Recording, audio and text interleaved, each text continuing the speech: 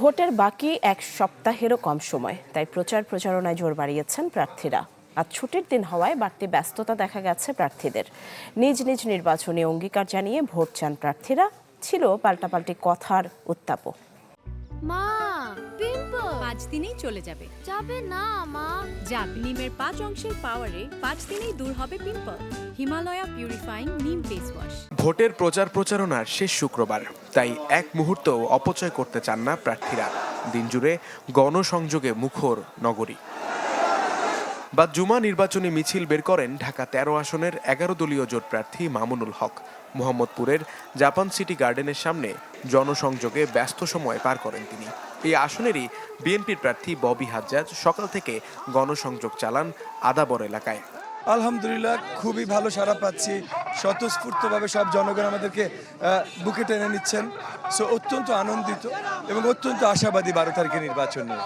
বিএনপির নেতৃবৃন্দকে উপেক্ষা করে তাকে নমিনেশন দেওয়াতে বিএনপির ভোটারদের মধ্যে, নেতাকর্মীদের মধ্যে ব্যাপক ক্ষোভ এবং তারা ব্যাপকভাবে আমাকে সমর্থন দিচ্ছে।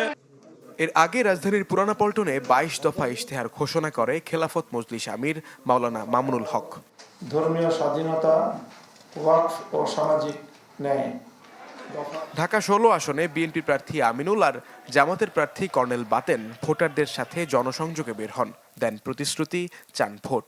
পূর্বের ফ্যাসিবাদী ব্যবস্থার পরিবর্তন করে মানুষের আকাঙ্ক্ষিত যে গণতান্ত্রিক সমাজ ব্যবস্থা, একটি ন্যায় ও ইনসাফ ভিত্তিক সমাজ ব্যবস্থা, সেটা প্রবর্তনের প্রতিশ্রুতি দিচ্ছি আমরা মানুষকে।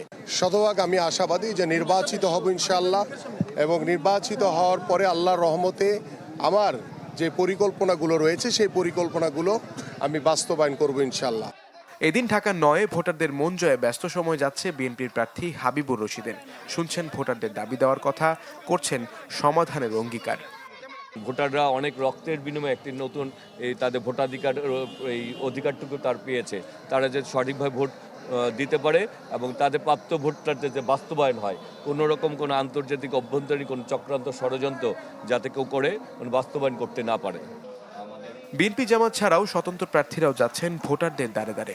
আগামী 10 ফেব্রুয়ারি সকাল 7:30টা পর্যন্ত প্রচার চালাতে পারবেন প্রার্থীরা। মুহাজির হক, চ্যানেল 24, ঢাকা।